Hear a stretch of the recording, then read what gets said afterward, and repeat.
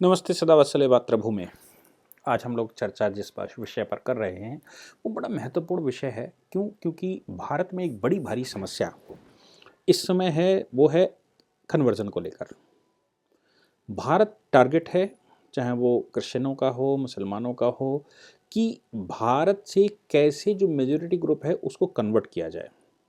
हम सब जान रहे हैं, न्यूज़ें खूब आती हैं और उन न्यूज़ों में बहुत सारे तरीके हैं। पहले तो तलवार के दम पर कन्वर्जन किया गया, प्रलोभन देके कन्वर्जन किया गया और सता लजाकर कन्वर्जन किया गया, जिससे कि भारत में एक बड़ी समस्या खड़ी हुई और उसका परिणाम पाकिस्तान का निर्माण निकला। वो चाहे आक्रांताओं ने हमारे लोगों के साथ गलत किया हो और उनको कन्वर्ट करवाकर अपनी मानसिकता में ढाल लिया हो, और वो मानसिकता हमारे देश की इस समय दुश्मन बनी हुई है। वो मानसिकता, वो जो उनका लाइफ स्टाइल था, जो उनकी विचारधारा थी, जिससे वो दूसरे देशों पर कब्जा करते थे और दूसरे देशों को परेशान किया करते थे। दूसरे देशों पर उनकी माताओं बहनों के साथ, उनकी धन प्रॉपर्टी के साथ, उनके धर्म के साथ, उनके जो विचार थे, उनकी जो संस्कृतियाँ थीं, उन संस्कृतियों को नष्ट करने का काम वो करते थे। और इस प्रक्रिया में ही वो एक बड़े समुदाय को कन्वर्ट करने में सफल हो गए। जैसे मैं बार बार कहता हूँ कि हिंदुस्तान में जितना भी जो भी, चाहे वो क्रिश्चियन कहे अपने आप को, चाहे मुसलमान कहे, यहूदियों की बात मैं नहीं करता, पारसियों की बात मैं नहीं करता, लेकिन क्रिश्चियन और मुसलमान जो भारत के हैं वो 99.9% ऐसा कहते हैं कि डीएनए उनका हिंदुओं का ही है। वो राम और कृष्ण की संतानें हैं। भटक गए हैं, हालांकि उनको ये समझाया गया कि ट्रू रिलीजन की तरफ चले गए हैं, वो सही मार्ग पर हैं और ऊपर वाले ने उन पर रहम की है कि उनको बुद्धि दे दी। लेकिन वो शायद ये नहीं देख पा रहे हैं कि खाड़ी का पिछले 1500 साल में क्या हाल है। उनको जो बुद्धि मिली, उस बुद्धि से खाड़ी में क्या हाल हुआ, उनको जो बुद्धि मिली उसका और देशों पर क्या असर पड़ा, अपने ही समाज में, अपने ही लोगों के बीच में उन्होंने किस प्रकार से मारकाट शुरू की, और उस मारकाट का परिणाम ये निकला कि आज अपने ही अपनों के दुश्मन बने हुए हैं। लेकिन वो एक फ़क्र की बात महसूस करवाएगी, क्योंकि वो आक्रांता शासन करने लगे। शासक के साथ रहना ये अपने आप में एक फ़क्र की बात किसी भी व्यक्ति को हो सकती है, तो कन्वर्ट होकर वो फ़क्र की बात कहने लगे। जिस समय वो लोगों के सामने खुल गया कि ये जो एक ग्रुप है वो ज़बरदस्ती कन्वर्ट करवाता है, तलवार के दम पर कन्वर्ट करवाता है, और पाकिस्तान का निर्माण इस बात का साक्ष्य है कि जो वो करना चाहते थे वो हो गया।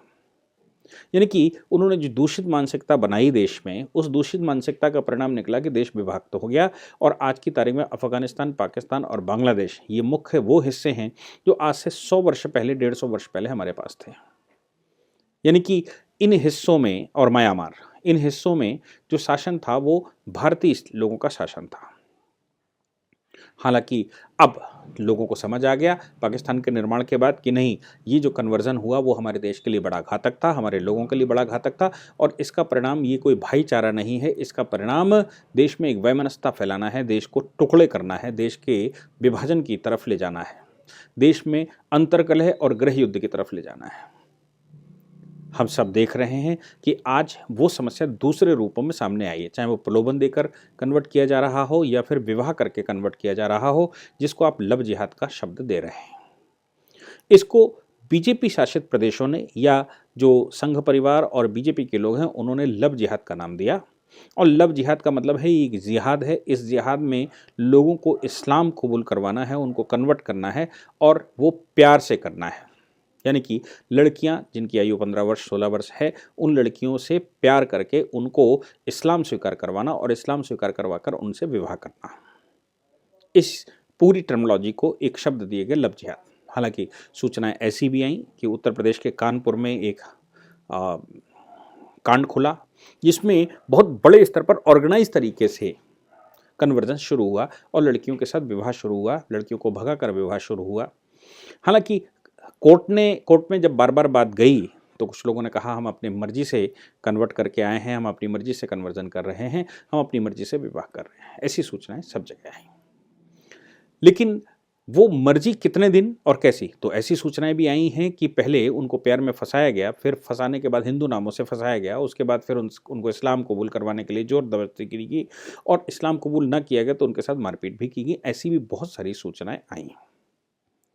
इन सभी समस्याओं का, जिनमें कन्वर्जन चालू था, इन सभी समस्याओं का समाधान करने के लिए कुछ राज्यों ने अपने यहाँ एंटी कन्वर्जन लॉ लागू किया। हालांकि एंटी कन्वर्जन लॉ, मैंने पहले भी पूरा एक डिटेल्ड लेक्चर बनाया था। एंटी कन्वर्जन लॉ कोई ऐसा नहीं है कि स्वतंत्रता के बाद भारत में शुरू हुआ।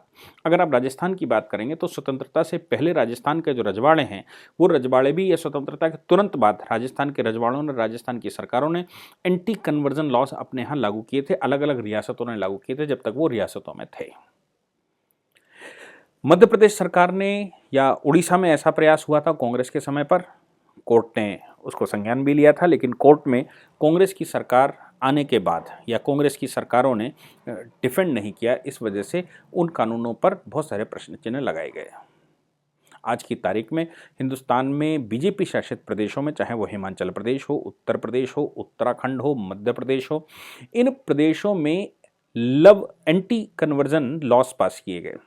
इन एंटी कन्वर्जन लॉज की सबसे खास बात जो हुई वो ये रही, इनकी उपलब्धि, कि अगर आप अपनी इच्छा से भी कोई कन्वर्ट करना चाहता है तो कम से कम वो डिस्ट्रिक्ट मैजिस्ट्रेट को, मुल्ला मौलवी जो उसको कन्वर्ट करवा रहा है, उसकी जिम्मेवारी बनेगी कि वो एक फोरम के सामने रिप्रेजेंट करे। बिल्कुल वैसे ही जैसे कि SC ST की प्रॉपर्टी आप खरीदते हैं तो SC ST एक्ट के तहत अगर उनकी प्रॉपर्टी खरीदी जाएगी, वो भले ही अपनी मर्जी से प्रॉपर्टी बेच रहे हों, तो भी दोनों पार्टियों को डिस्ट्रिक्ट मैजिस्ट्रेट के सामने रिप्रेजेंट होना पड़ेगा और रिप्रेजेंट होकर पार्टी को ये दिलासा दिलाना पड़ेगा, कोर्ट उसको मैजिस्ट्रेट को सेटिस्फाई करना पड़ेगा कि ये मैंने अपनी मर्जी से किया और इसमें मेरी नीड थी, मेरे ऊपर कोई दबाव किसी प्रकार का नहीं था या मेरे साथ कोई छलन नहीं हुआ है। ये दोनों पार्टियों को, खरीदने वाले को कोर्ट के सामने सिद्ध करना हो, मैजिस्ट्रेट के सामने सिद्ध करना पड़ता था, और जो बेचने वाला है उसका भी अपना बयान होता था, जिससे सेटिस्फैक्शन जिस समय मिल जाता था डिस्ट्रिक्ट मैजिस्ट्रेट को, ये मिल जाता है अभी भी, तो फिर वो प्रॉपर्टी को ट्रांसफर घोषित कर देता है। बिल्कुल उसी प्रकार से चूंकि कन्वर्जन और हिंदुइज्म से कन्वर्जन, ये तो जाहिर सी बात है कि हिंदू समाज अगर कन्वर्ट करेगा तो ऐसा नहीं है, क्योंकि संसार का सबसे रिच कल्चर जिसके पास है, संसार का सबसे रिच बेस जिसके पास है, विश्व गुरु की उपाधि रखने वाला देश, विश्व गुरु के पद पर आसीन रहने वाला समाज, वो अगर हिंदुइज्म को या अपने एंशिएंट कल्चर को, सनातन को छोड़कर अगर कहीं और जाता है, तो इसका मतलब कहीं ना कहीं कुछ ना कुछ गड़बड़ तो हो सकता है। इसलिए मैं उनको ये कहता हूं कि मानसिक रूप से बीमार लोग हैं, ये मानसिक रूप से सिक लोग हैं, और जो मानसिक रूप से सिक हो उसके द्वारा अगर कन्वर्जन किया जाता है, वो अपने आप को कन्वर्ट करता है, तो उस पर इन्वेस्टिगेशन होना ही चाहिए। अब इन्वेस्टिगेशन, चूंकि इन कानूनों में ये व्यवस्था की गई, डिस्ट्रिक्ट मैजिस्ट्रेट के सामने प्रेजेंट होना है और डिस्ट्रिक्ट मैजिस्ट्रेट को सूचना देनी है, उसके बाद ही कन्वर्जन कंप्लीट माना जाएगा, नहीं तो कन्वर्जन नहीं माना जाएगा। अब चूंकि कन्वर्जन बड़े सारे उपाय करके किया जाता था, इसलिए लोगों का जो कन्वर्जन के पक्ष के लोग हैं या जो देश को डिस्टर्ब करना चाहते हैं, जो इस तरह का चाहते हैं, वो इस पर विरोध करेंगे। जैसे एक बड़ा नाम आया, citizen for justice and peace. आपको पता है citizen for justice and peace कौन चलाता है? इसने सुप्रीम कोर्ट में इन कानूनों को चैलेंज किया है। ये चलाती हैं तीस्ता सीतलवाड़, और तीस्ता सीतलवाड़ के पति जावेद आनंद, तीस्ता सीतलवाड़ और जावेद आनंद, ये इस एनजीओ को चलाते हैं। तीस्ता सीतलवाड़ के बारे में बताने की आवश्यकता नहीं है, सारा हिंदुस्तान तीस्ता सीतलवाड़ के बारे में जानता है।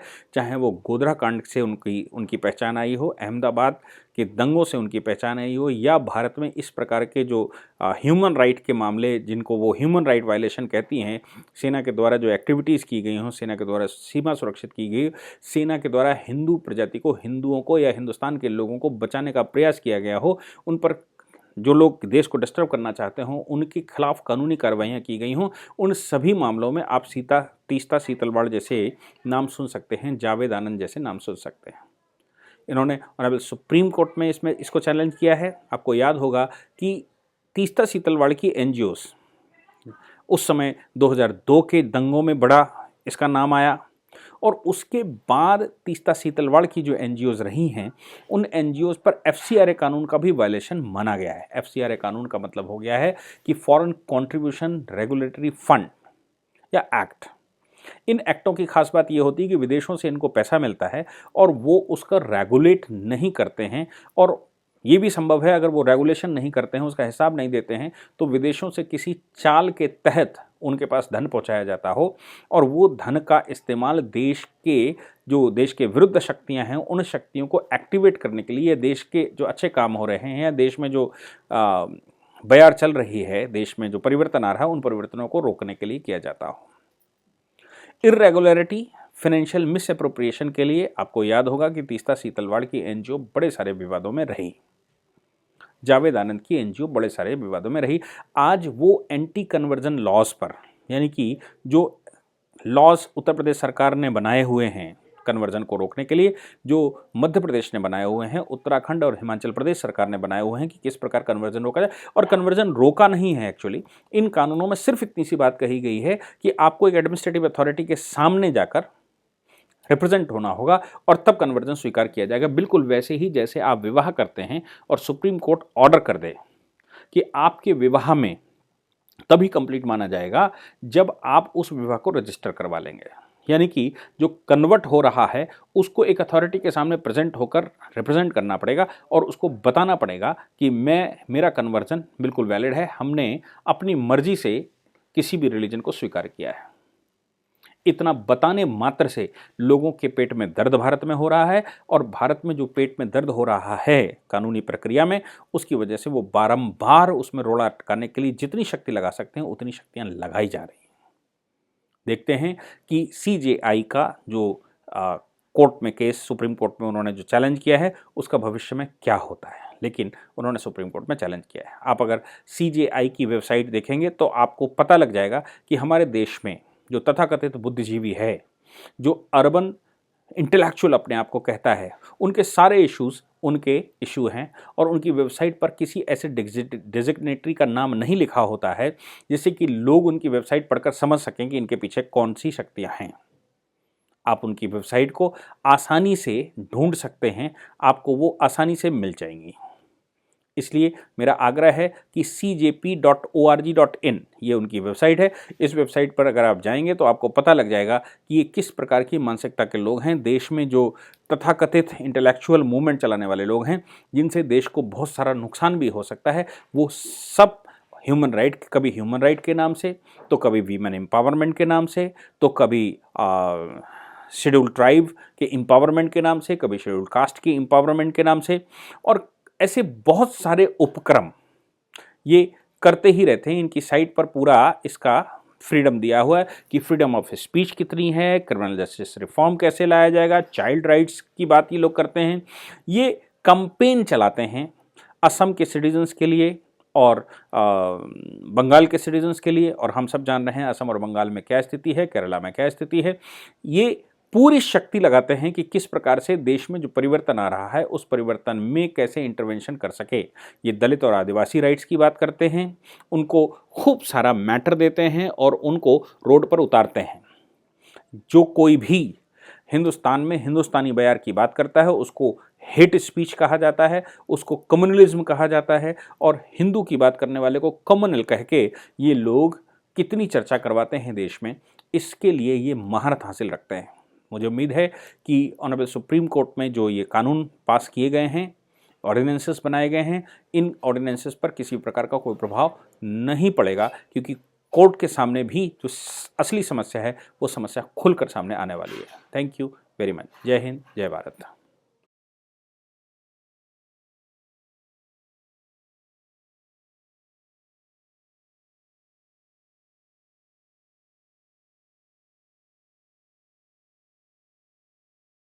यदि आप लॉ पढ़ना चाहते हैं तो कहीं और क्यों जाना, हमारे ऐप को डाउनलोड करें और लॉ पढ़ें।